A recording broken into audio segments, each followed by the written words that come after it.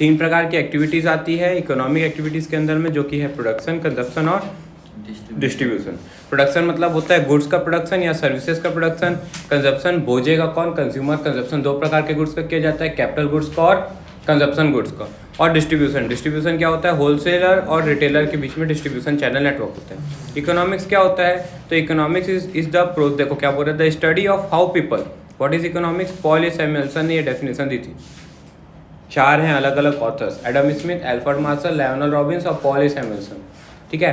और एक और का नाम दिया हुआ था, क्या नाम दिया था, कल पढ़े थे ना, एक और इकोनॉमिस्ट का नाम martial.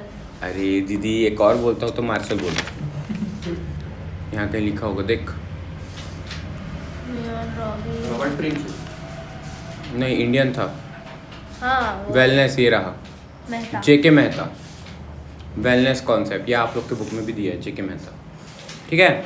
Economics the study of how people, वही निकाल के रखना तो अभी, the study of how people and society choose to employ scarce productive resources. Scarce बहुत इंपॉर्टेंट है, स्केयर मतलब होता है लिमिटेड। एती देखा या एती देखा, और वही पेज ला निकाल के रखा। छोड़ देवा ना दीदी, यही करते छोड़ देवा ना भैया। कहाँ से हो आप? कैश बुक चैप्टर खोज, पूरा बुक में देख लिया। उसका illustration 1। How the study of how people, कैसे लोग और सोसाइटी एम्प्लॉय करते हैं, मतलब इस्तेमाल में लेते हैं किस चीज़ को, स्केयर प्रोडक्टिव रिसोर्सेज को। स्केयर मतलब होता है बेटा लिमिटेड रिसोर्सेज को कैसे इस्तेमाल में लोग लेते हैं। क्यों लेते हैं उन रिसोर्सेज को इस्तेमाल में, ताकि वो प्रोड्यूस कर सकें कमोडिटीज़ और डिस्ट्रीब्यूट कर सकें उनको कंजप्शन के लिए। तो किस चीज़ की स्टडी कि लोग कैसे रिसोर्सेज को, ये अगर रिसोर्स है ज़मीन के अंदर में, तो इसको बाहर कैसे लोग निकाल रहे हैं इसी स्केयर रिसोर्स को। स्केयर मतलब लिमिटेड रिसोर्स को, क्या लिमिटेड रिसोर्स को कैसे निकाल करके उसको प्रोडक्शन कर रहे हैं, क्या बना रहे हैं, और कैसे सोसाइटी की नीड को पूरा करने के लिए इस्तेमाल में ले रहे हैं। इसी बात को पढ़ने को ही हम क्या बोलते हैं, इकोनॉमिक्स बोलते हैं। मतलब रिसोर्स के निकालते तक उसके बोझते तक का प्रोसेस को क्या बोला जाता है, इकोनॉमिक्स कहा जाता है। ये सबसे मॉडर्न डेफिनेशन है इकोनॉमिक्स की। तो अब इकोनॉमी क्या होती है, एक ऐसा प्लेस जहाँ पे ये इकोनॉमिक एक्टिविटी परफॉर्म करी जा रही है। मतलब ये सारा काम जहाँ पे हो रहा है उसको हम क्या बोलते हैं, इकोनॉमी। जैसे आज़ाद चौक इकोनॉमी, अम्बेडकर चौक इकोनॉमी, या इंडिया की इकोनॉमी, अमेरिका की इकोनॉमी, तो उस पूरे प्लेस उस, या ग्लोबल इकोनॉमी, तो उस पूरे देश, उस पूरे वर्ल्ड, उस पूरे चौक एरिया को हम क्या बोल रहे हैं, उस प्लेस को क्या बोल रहे हैं, इकोनॉमी। जहाँ पे इकोनॉमिक एक्टिविटी हो रही है, मतलब सामान का आदान प्रदान जहाँ पे हो रहा है, प्रोडक्शन, कंजप्शन, डिस्ट्रीब्यूशन जहाँ भी हो रहा है, जहाँ भी इकोनॉमिक एक्टिविटी हो रही है, ऐसे प्लेस को हम क्या बोल रहे हैं, इकोनॉमी। तो भैया आप बोल सकते हो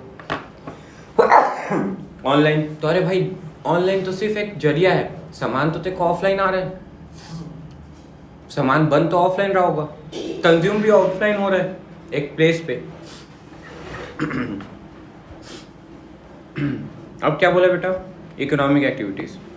इकोनॉमिक एक्टिविटीज़ क्या होती है, those activities which are concern with production, purchase, sales and distribution of goods and services in the economic with the motive of earning profit. क्या बोला है, ऐसी एक्टिविटीज़ जो कि कंसर्न है किसके ऊपर, प्रोडक्शन के ऊपर, परचेज के ऊपर, सेल्स के ऊपर और डिस्ट्रीब्यूशन, चार सब, प्रोडक्शन, परचेज, सेल्स या डिस्ट्रीब्यूशन बोल लो, किसका, ऑफ गुड्स एंड सर्विस का।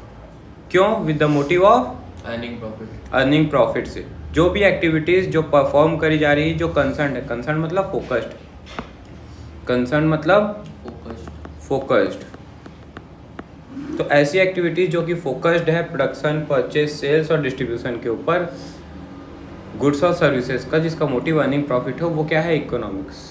वो क्या है, इकोनॉमिक एक्टिविटीज़ है। व्हाट इज इकोनॉमिक्स, तो इकोनॉमिक्स के लिए अलग अलग डेफिनेशन दी थी। एडम स्मिथ बोलते हैं economics is the study of wealth creation concept. इन्होंने क्या बोला, जब वेल्थ को क्रिएट करते हो, संपत्तिकरण करते हो, मतलब धीरे धीरे पैसा जोड़ जोड़ के अपने एसेट्स क्रिएट करना शुरू करते हो, वेल्थ बनाना शुरू करते हो। वेल्थ और प्रॉफिट में डिफरेंस होता है, पता है कि नहीं। कैपिटल प्रॉफिट हो रहा है, नॉर्मल प्रॉफिट हो रहा है, धीरे धीरे अपने प्रॉफिट्स को बचा के रिटेन अर्निंग कर रहा हूँ, उससे मैं एसेट्स खरीद रहा हूँ, वो एसेट्स जो मेरे बढ़ रहे हैं, धीरे धीरे मेरी वैल्यूज़ बढ़ रही है एसेट्स की, वो क्या बढ़ रहा है, मेरा वेल्थ बढ़ रहा है। लेकिन हर साल जो कमा रहा हूँ वो मेरा क्या है, प्रॉफिट है। जैसे मैं अगर सोना खरीद के रखा हूँ 50,000 रुपये का 2020 में, और आज उसकी कीमत हो गई है 80,000 रुपये, तो जो 30,000 रुपये से बढ़ गया है और आज जो उसकी वैल्यू बढ़ गई, पहले मैं 50,000 का सोना खरीद के रखा था 10 तोला, तो मेरे पास में 5 लाख के सोने थे, आज वो कितने के हो गए, 8 लाख के। तो 3 लाख से मेरी वेल्थ बढ़ गई है, 3 लाख से मेरी वेल्थ बढ़ गई है। और हर साल जो मैं कमाता हूँ वो प्रॉफिट है। तो अंतर समझ में आ रहा है ना, वेल्थ और प्रॉफिट में। वेल्थ जो मेरे एसेट्स हैं उनका बढ़ना या कम होना वो मेरी वेल्थ है। मैं वेल्दी पर्सन हूँ कि नहीं, वेल्दी मतलब क्या कि भाई मेरे पास संपत्ति है कि नहीं। अगर संपत्ति है तो वेल्दी पर्सन हूँ, नहीं है तो नहीं हूँ। हाँ, तो वेल्थ क्रिएशन कॉन्सेप्ट की स्टडी करना ही क्या है, इकोनॉमिक है। तो इकोनॉमी क्या है कि स्टडी करना किस चीज़ की, वेल्थ कैसे क्रिएट किया जाएगा इकोनॉमी के अंदर में। ये चीज़ किसने बोला था, फादर ऑफ इकोनॉमिक्स ने बोला था कि भैया इकोनॉमिक्स क्या है, तो इकोनॉमिक्स एक स्टडी है, वेल्थ कैसे क्रिएट हो रहा है इस कॉन्सेप्ट को पढ़ना। एडम स्मिथ ने, अल्फ्रेड मार्शल ने कहा था इकोनॉमिक्स क्या है, वेलफेयर कॉन्सेप्ट है कि लोगों की भलाई के लिए, सोसाइटी के भलाई के लिए हम उस लिमिटेड रिसोर्सेज को कैसे इस्तेमाल में लेंगे, इसकी स्टडी करना ही क्या है, इकोनॉमिक्स है। ऐसा किसने कहा था, अल्फ्रेड मार्शल ने। पहले भैया ने क्या कहा था, वेल्थ क्रिएशन का काम कराया था एडम स्मिथ ने। वेलफेयर कॉन्सेप्ट है और उसकी स्टडी करना कहा था किसने, अल्फ्रेड मार्शल ने। रिसोर्सेज जो हैं वो स्केयर है, मतलब लिमिटेड रिसोर्सेज है। क्या है, लिमिटेड रिसोर्सेज है। और वांट्स क्या है, अनलिमिटेड ह्यूमन वांट्स है। Resources are limited and wants are unlimited. ऐसा बोला था किसने, हाँ, शेर जैसा नाम है, लायनल रॉबिन्स, ठीक है। तो economics is the study of how scarce resources will utilized for dealing with. हाँ, अब इसके बाद आता है पॉल एमेंसन, जिन्होंने ओवरऑल डेफिनेशन दी थी। तो इकोनॉमिक एक ऐसा प्रोसेस है जहाँ पे इकोनॉमिक एक्टिविटी परफॉर्म करी जा रही है, जहाँ पे प्रोडक्शन हो रहा है गुड्स और सर्विसेज का, जो ऑकर किया जा रहा है किसके साथ, एक्सचेंज मैकेनिज्म, मतलब बदले में वो पैसा दे के जा रहा है एक सोसाइटी के अंदर में। इसी प्रोसेस को पढ़ना ही क्या है, इकोनॉमिक्स। और एक डेफिनेशन है जेके मेहता की, क्या लिखा है, पढ़। इसको हम वेलनेस डेफिनेशन बोलते हैं। क्या बोलते हैं, अकॉर्डिंग टू प्रोफेसर रुक जेके जाओ, वांटलेसनेस डेफिनेशन, सॉरी।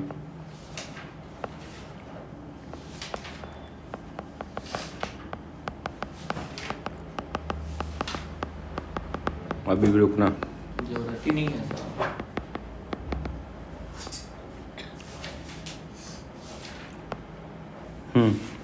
पढ़ूं। धीरे धीरे मैं लिखते भी जाऊंगा। According to Professor J.K. Mehta, economics is a science that is study human रुक जाओ, behavior. इतने स्पीड में लिखती है।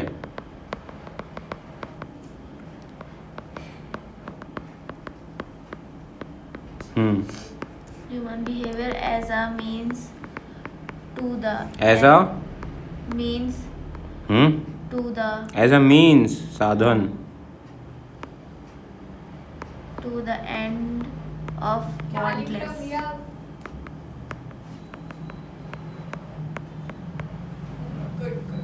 To the end of, Means of pointless.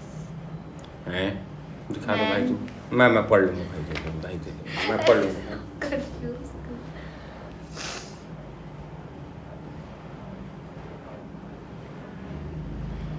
To the and है, ई एन डी, एंड। हाँ वही तो बोल रही, तो वही तो लिखे हैं। मीन्स मीन्स Pointless तो लिखना है। कहाँ गया ये रहा, वांटलेसनेस।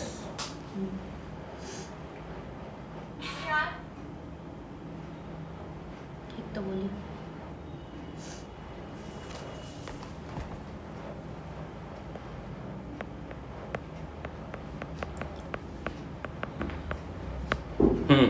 देखो भाई, इकोनॉमिक्स एक ऐसा साइंस है जिसमें वो स्टडी कर रहा है ह्यूमन का बिहेवियर को, कि कैसे मीन्स जो है वो एंड तक पहुंचाया जा सके। वांटलेसनेस मतलब कि ए भाई सुनना, इतना दे दो उसको, जैसे बोलते हैं ना पैसा चाहिए पैसा चाहिए, इतना पैसा दे दो, इतना पैसा दे दो, इतना पैसा दे दो, इतना घुमा दो उसको, जीवन में अगर घूमना है इतना सब करा दो कि उसे घूम घूम के उसका मन भर जाए, मन पूरा खत्म हो मन भर जाए। तो क्या बोलना चाह रहा है, इकोनॉमिक एक ऐसा साइंस है जो कि स्टडी करता है ह्यूमन के बिहेवियर को as a means to the end. इस तरीके से उसको साधन दे दो उसको कि उसकी वांट कंप्लीट हो जाए। ये बनाया था हमारे भारत के किसी इंसान ने, जिनका नाम किसी इंसान ने नहीं, इकोनॉमिस्ट ने, जिनका नाम है जेके मेहता। कुछ भी लिखा है। क्या कुछ भी लिखा है? ऐसा कभी होता नहीं है। कैसे वही होगा भी, तो लेकिन बोल रहे हैं। वांटलेसनेस तो कभी आई नहीं सकती। वही वो तो। वांटलेस। अब देखो सेंट्रल प्रॉब्लम ऑफ इकोनॉमी क्या होती है। Central problem What to do, how to do. अब हम पढ़ रहे हैं, क्योंकि रिसोर्सेज क्या हैं, अरे बोलो ना रे, Limited, और वांट्स क्या हैं, unlimited. इसीलिए आती है प्रॉब्लम ऑफ चॉइस। क्या आती है? प्रॉब्लम ऑफ चॉइस, कि भाई वो उस लिमिटेड रिसोर्सेज से पहले क्या बनाऊं, कैसे बनाऊं और किसके लिए बना? किसके लिए बनाऊं। और ये तीनों प्रॉब्लम किसके लिए आ जा रही है? प्रोड्यूसर बाबा के लिए। तो सबसे पहले इकोनॉमी में सबसे पहले प्रॉब्लम किसके लिए आती है? प्रोड्यूसर के लिए। तो यही प्रोड्यूसर के बारे में हम पढ़ रहे हैं कि वो क्या बनाए, कैसे बनाए और किसके लिए बनाए। क्या बनाए में दो बातें आती है व्हाट टू प्रोड्यूस में, कि वो कंजप्शन गुड्स बनाए, मतलब खा के ख़त्म हो जाए, या कैपिटल गुड्स जो 1 साल से ज़्यादा चले और चलता ही रहे। जैसे कि अगर मैं सैंडविच बनाता हूँ तो वो कंजप्शन गुड्स है, लेकिन अगर सैंडविच मेकर बनाता हूँ तो वो क्या है? कैपिटल गुड्स है, क्योंकि वो चलते रहेगा। ठीक है। अगर मैं बैटरी बनाता हूँ तो कंजप्शन गुड्स है, लेकिन बैटरी का चार्जर बनाता हूँ तो Capital. बैटरी मतलब वो सेल वाली ना, जो गाड़ी वाड़ी में डालते हैं। फिर कैसे बनाऊंगा, उसके लिए 2 मेथड है, लेबर से या मशीन लगा करके। पहले के ज़माने में लेबर इंटेंसिव टेक्निक ज़्यादा चलता था, आज के ज़माने में Capital. मशीन्स का यूज़ ज़्यादा होता है प्रोडक्शन करने के लिए। तो उसको क्या बोलते हैं? लेबर इंटेंसिव या capital intensive technique. How to produce, गरीब आदमी के लिए बनाऊंगा तो लो क्वालिटी के सामान बनाऊंगा। मतलब वो जो 1 रुपये 2 रुपये वाला शैम्पू का पैकेट आता है ना, वो क्या है? इन्फीरियर गुड है। Inferior मतलब खराब होता है सस्ता। ना? हाँ, खराब, सस्ता, लो क्वालिटी का सामान। लो क्वालिटी गुड्स को हम इन्फीरियर गुड्स बोलते हैं। नीचे लिख दिया हूँ, what is inferior good, that is low quality goods. अगर अमीर आदमी के लिए बना रहा हूँ तो क्या करूँगा? ब्रांडेड प्रीमियम लग्जरी बॉटल्स में एकदम प्रीमियम, उसको क्या बोलते हैं? हिंदू लिखा है। एक्जॉटिक, प्रीमियम, और अरे एक वर्ड है ना, सिर्फ उसी के लिए बनाया गया है, वन एंड ओनली, यूनिक, क्या बोलते हैं? पता होता तो बाल ऐसे ही होता। कहना क्या चाहता है तू? अरे यार भैया, स्टेटस सिंबल गुड्स या प्रेस्टिजियस गुड्स, इसको हम बोलते हैं। यूनिक एंटीक आपके लिए बनाया गया है, ऐसा जो बोलते हैं ना कि वन एंड ओनली पीस आपके लिए बनाया गया है, स्पेशल एडिशन है, तो लग्जरी गुड्स। और नॉर्मल गुड्स क्या होता है भाई? वो नॉर्मल शैम्पू का डब्बा जो हो गया, नॉर्मल कंज्यूमर के लिए। तो अगर आप बनाते हो गरीब आदमी के लिए तो लो क्वालिटी बनाओगे, नॉर्मल आदमी के लिए बनाते हो कस्टमाइज बोलते हैं क्या? यूनिक, कस्टमाइज किया जाता है जब आपके लिए किया जाता है। एक्सक्लूसिव पूरा हाँ, था, ये तो एक्सक्लूसिवली, कुछ कियोस्क पहुंच गया। एक्सक्लूसिवली। प्रीमियम और प्रीमियम गुड्स, ठीक है, लग्जरी गुड्स। तो 3 प्रकार के गुड्स बनते हैं लोगों को देख करके। गरीब आदमी के लिए बनेगा तो लो क्वालिटी बनाओगे, अमीर आदमी के लिए बनाओगे तो सुपर लग्जरी बनाओगे, और नॉर्मल मैन के लिए नॉर्मल गुड्स बनाओगे। इतना ही था क्या सेंट्रल प्रॉब्लम ऑफ इकोनॉमी के अंदर में। अब इसमें आ जाता है प्रोडक्शन की पॉसिबिलिटी कर्व। क्या आ जाता है? PPC. प्रोडक्शन की पॉसिबिलिटी कर्व। अब प्रोडक्शन पॉसिबिलिटी कर्व मुझे समझाना पड़ेगा, वो मेरे सीट में नहीं था।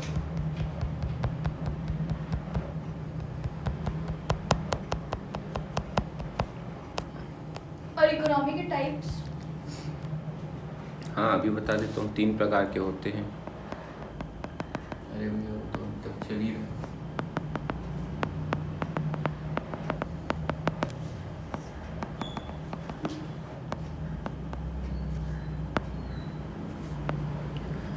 कैपिटलिस्टिक, सोशलिस्टिक और मिक्स्ड इकोनॉमी। कैपिटलिस्टिक इकोनॉमी क्या होती है? ऐसी इकोनॉमी को कैपिटलिस्टिक इकोनॉमी बोला जाता है जो फ्री इकोनॉमी है। क्या है? Free economy. फ्री इकोनॉमी, या इसको मार्केट इकोनॉमी भी कहा जाता है। इस पे कोई प्राइस डिसाइड गवर्नमेंट नहीं करती। इस पे कितना सामान बनेगा, कितना सामान प्रोड्यूस होगा और कितना सामान एक्सचेंज होगा, किस रेट पे एक्सचेंज होगा, किस प्राइस पे, इसको डिसाइड कौन करता है? Demand and supply factor. कौन डिसाइड करता है?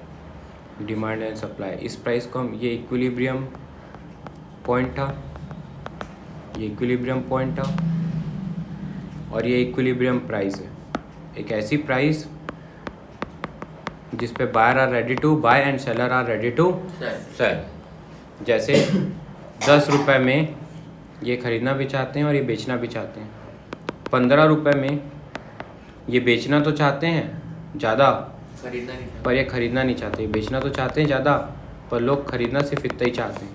तो यहाँ पे क्या आ गया? इतना एरिया क्या आ गया? Excess supply. क्या आ गया? Excess supply. और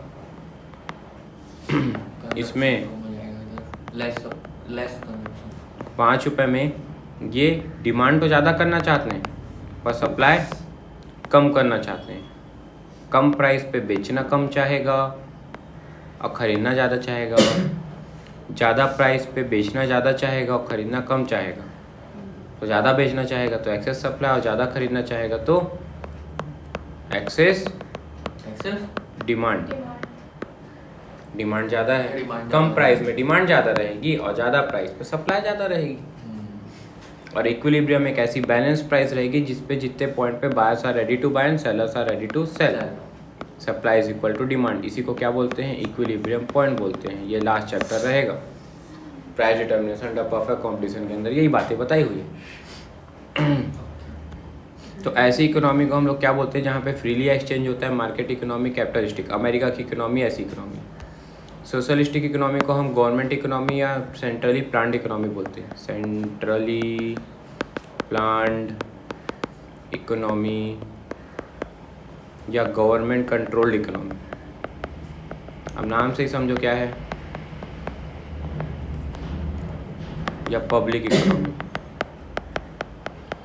जिसको गवर्नमेंट कंट्रोल करती तो कितना प्रोडक्शन होगा और कितने प्राइस पे बेचा जाएगा, ये सब कुछ में किसका कंट्रोल होता है? गवर्नमेंट का कंट्रोल होता है प्राइवेट इंसान के ऊपर में भी। ऐसी हम इकोनॉमी को क्या बोलते हैं? यहाँ की इकोनॉमी कहाँ पे चलती है? इसकी यूएसए। यहाँ पे इसको चाइना या ज़्यादा better north Korea, Kim Jong वाला देश। समझ गए? नहीं समझे? जहाँ पे सब कुछ सरकार, किम जोंग वाला देश जानती है? North Korea. बस उसी की बात। वहाँ कुछ इंसान खुद से कर सकता है क्या? सब सरकार बताती है ना, तो वही बता रहे सोशलिस्ट। मिक्स्ड इकोनॉमी क्या होता है? जिसमें दोनों का हाथ रहे। दोनों रहे। इंडिया ने पूरी दुनिया को सबसे पहली बार कॉन्सेप्ट दिया मिक्स्ड इकोनॉमी का। हमारे यहाँ जो फूड FDI का काम होता है ना, क्या था? FCI बोलते, सॉरी FCI, हाँ, फूड कॉर्पोरेशन ऑफ इंडिया का जो काम होता है ना, उसमें जो चावल आवल जाता है, राइस जाता है, धान देते हैं, तो उसके लिए राइस मिलर्स के लिए क्या है मालूम? राइस मिलर्स के लिए कंट्रोल्ड है, वो कंट्रोल्ड इकोनॉमी है। कितना बनेगा, कितना दोगे हमको धान ला करके, क्या करोगे, उसको सबको कौन बताता है? सरकार बताती है। लेकिन बाकी सामान पे जैसे मार्केट में कुरकुरे, पेप्सी, खाने पीने का आइटम बिक रहा है, इन सब पे गवर्नमेंट का कोई कंट्रोल नहीं होता है। ये मार्केट डिसाइड करता है कितने प्राइस पे क्या बिकेगा। तो हमारी इकोनॉमी में दोनों बातें लग जाती है नेसेसरी आइटम्स पे। जैसे अभी कंट्रोल कौन कर रहा था? और अभी कोरोना आया था बीच में, तो उस समय सैनिटाइज़र्स और मास्क का जो रेट है वो सबको कौन कंट्रोल कर रहा था? गवर्नमेंट। नेसेसरी आइटम्स का, दवाइयों का रेट कौन कंट्रोल करता है? गवर्नमेंट। तो नेसेसरी LPG सिलेंडर का रेट कौन कंट्रोल करता है? गवर्नमेंट। तो भैया जिन चीज़ों को सरकार कंट्रोल कर रही है, कितने क्वांटिटी में प्राइस, पेट्रोल की कीमत कौन डिसाइड करता है? गवर्नमेंट, है ना भाई? तो जिस चीज़ को गवर्नमेंट डिसाइड करे वो कंट्रोल्ड है और जिस चीज़ को मार्केट डिसाइड करे वो फ्री है। और हमारे इंडिया में दोनों का फीचर है। तो हम ऐसी इकोनॉमी को क्या बोलेंगे? Mixed economy.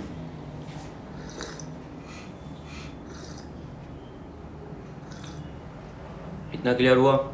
अगला है, पढ़ो तो जल्दी से निकाल करके ये टॉपिक, PPC। आगे मिल जाएगा आप लोग को। उससे पहले प्रोडक्शन इकोनॉमिक प्रॉब्लम है। बता तो दिए। Economic problems, resources are limited, wants are unlimited, problem of choice, scarcity concept. हाँ 4-5 चीजें हो गया हाँ ना? बस। काफी है।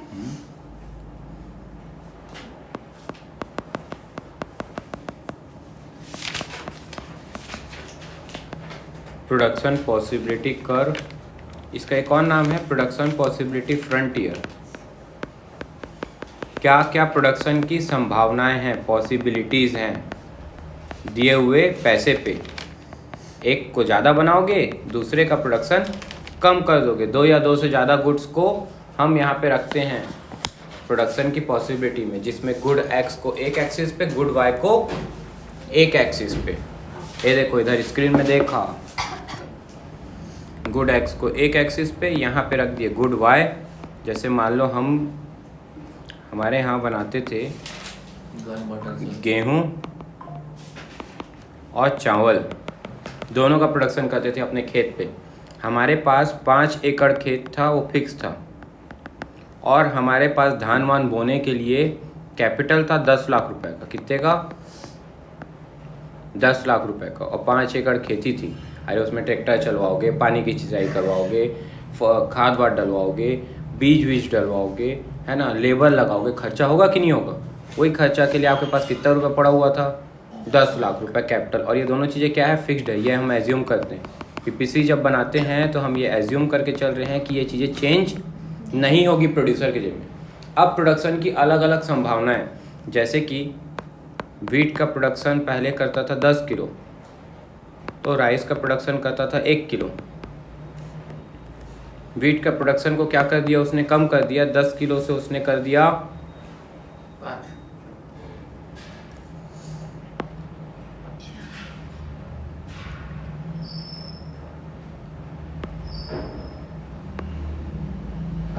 क्या कर? निकालो, एक बुक निकालो ना। तो टेबल होगा ना उसमें, टेबल दिखाओ तो पीपीसी का।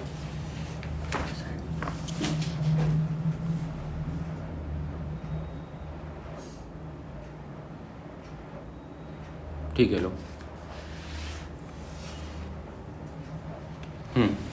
अब 9 किलो कर दिया राइस का प्रोडक्शन बढ़ाने के लिए। अब जरूरी तो नहीं ना कि 1 किलो कम हो भाई, 1 किलो कम कर दिया 1 किलो बढ़ाने के लिए, पैसा तो उतना ही ना। यहाँ देखो कॉम्बिनेशन ए में उसका कितना रुपये ख़त्म हो गया था? कॉम्बिनेशन ए बोलेंगे तो क्या बोलेंगे? कॉम्बिनेशन, दोनों का कॉम्बिनेशन है ये। तो कॉम्बिनेशन ए में पूरा कितना रुपये ख़त्म हो गया था? 10 लाख रुपये ख़त्म हो गया था, और पूरे 5 एकड़ में खेती हो गई थी, और इतना सामान बनता। अब कॉम्बिनेशन ए से कॉम्बिनेशन बी में जाने के लिए उसको क्या करना पड़ता?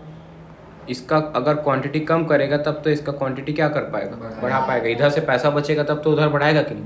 बस यही कर रहे हैं हम। सी में और क्या पॉसिबिलिटी? इसको थोड़ा और कम कर दो, लेकिन अब 7 किलो कम कर, मतलब 2 किलो कम करना पड़ रहा है इसको 3 किलो बनाने के लिए। 4 ना? अब इसमें 3 किलो बन रहा है, उसका 4 किलो बनाने के लिए, 1 किलो बढ़ाने के लिए।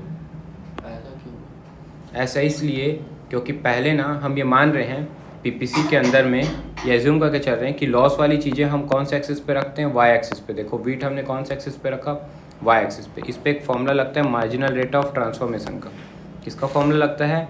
Marginal rate of transformation. किस मार्जिनल रेट से ट्रांसफॉर्म करेगा? कहने का मतलब क्या? Loss of Y upon gain of X, loss of Y upon gain of X minus change in Y plus change in X. तो भैया देखो हर बार चेंज कितने का आ रहा हो? जब आप इसको रेशियो में लिखते हो ना ऐसे 2:1 3:1, तो माइनस साइन को क्या कर दिया जाता है? इग्नोर कर दिया जाता है। जब आप फ्रैक्शन को रेशियो में कन्वर्ट करके लिखते हो तो plus minus signs are ignored.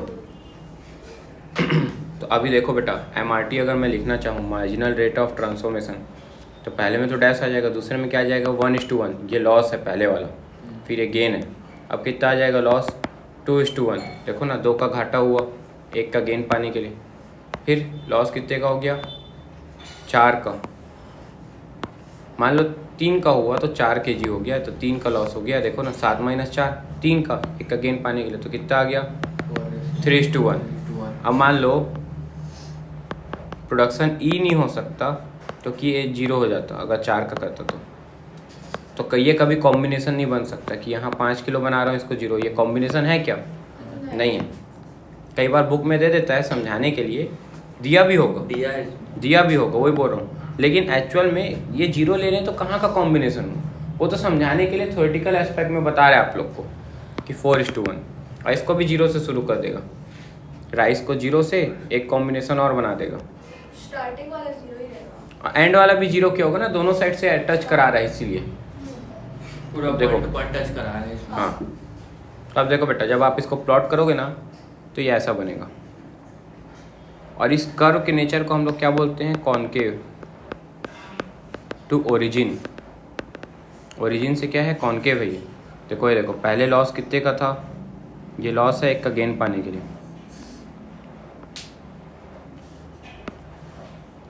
Loss of 1 to the gain of another, फिर loss of 1 to the gain of another, फिर loss of 1 to the gain of another. तो भाई देखो देखो गेन लगभग बराबर, थोड़ा सा मेरा डायग्राम आड़ा तिरछा बना है इसलिए ऐसा दिख रहा है। ये लॉस है बेटा, ये लॉस है, ये लॉस है और ये लॉस है। देखो लॉस क्या हो रहा है, धीरे धीरे बढ़ते जा रहा है। क्या होते जा रहा है? बढ़ते जा रहा है। Due to MRT is increasing. MRT क्या हो रहा है?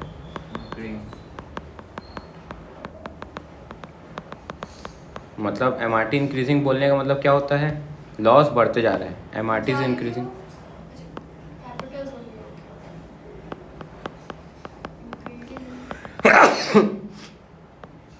MRT क्या हो रहा है बेटा? इंक्रीज करते जा रहा है, इसीलिए PPC क्या है? That's why PPC is concave to the origin। अगर MRT कांस्टेंट रहता, मतलब आप बोले ऐसा क्यों, तो मैं बता रहा हूँ जनरली 90% ऐसा ही होता है। लेकिन भाई 10% जो यस बोल रहा है कि ऐसा भी तो हो सकता है भैया कि मान लो 10 किलो था, 1 किलो था, आपकी बात मान लिए ये 9 किलो ही हुआ, ये 2 किलो से प्रोडक्शन बढ़ा, ये 8 किलो हुआ, ये 3 किलो से बढ़ा। सेम प्राइस का हो, अगर दोनों का रॉ मटेरियल लगाना हमारे पास में, जितने का बीज जिसका आता हो उतने का बीज उसका भी आता हो, तो 1 किलो कम करना पड़ेगा 1 किलो बढ़ाने के लिए, है ना भाई? वो बिल्कुल सही बात है यस की। अब MRT कितना आ गया? 1:1। जितने का लॉस उतने का ही गेन है। अब जब बेटा प्लॉट करोगे तो क्या बन जाएगा? PPC एक स्ट्रेट लाइन बन जाएगा। क्या बन जाएगा? PPC एक स्ट्रेट लाइन बन जाएगा। PPC will be straight line as MRT is constant. MRT is constant. तो अगर MRT कांस्टेंट है तो PPC स्ट्रेट लाइन बन जाएगा। अब यस बोला भैया ऐसा भी तो हो सकता है ना, पहले घाटा ज़्यादा का हो फिर धीरे धीरे कम होने लगे, पहले 5:1 का हो, फिर 4:1 का हो, फिर 3:1 का हो, 2:1 का हो, 1:1 का हो, तब क्या हो जाएगा बेटा? PPC ऐसा बन जाएगा। इसको क्या बोलेंगे? Convex to origin. तो जब MRT कब बनेगा convex to the origin? When MRT is decreasing. क्या भाई ये बात समझ में आई? क्लियर है? प्रोडक्शन की अरे तो लॉस है, देखना बेटा पहली कद का के रहीस ज़्यादा के, ये देख कद का, फिर लॉस का होते धीरे धीरे कम। पहले लॉस क्या था? ज़्यादा, फिर लॉस क्या हो रहे थे? लॉस ऑफ वाई लिखते हैं ना बेटा, चेंज इन वाई, तो वही लॉस की बात करें। लॉस धीरे धीरे क्या होते जा रहा है? कम हो रहा है, इसलिए कर्व कैसा बन रहा है नेचर? ऐसे को कॉन्वेक्स बोलते हैं। समझ में आया? ओरिजिन मतलब ये यहाँ से पॉइंट ऑफ ओरिजिन। अब समझ में आया? तो ये था भाई PPC के बारे में। अब इस प्रोडक्शन की पॉसिबिलिटी में हम एजम्पशन क्या लिए थे? ज़मीन और उसका वो सारी चीज़ क्या है? कांस्टेंट है, जिसमें अलग अलग प्रोडक्शन की पॉसिबिलिटीज़ हम प्रोड्यूसर के बिहेवियर के बारे में देख रहे थे। और मुझे लगता है कि आज के लिए इतना काफ़ी है, इसलिए बाय।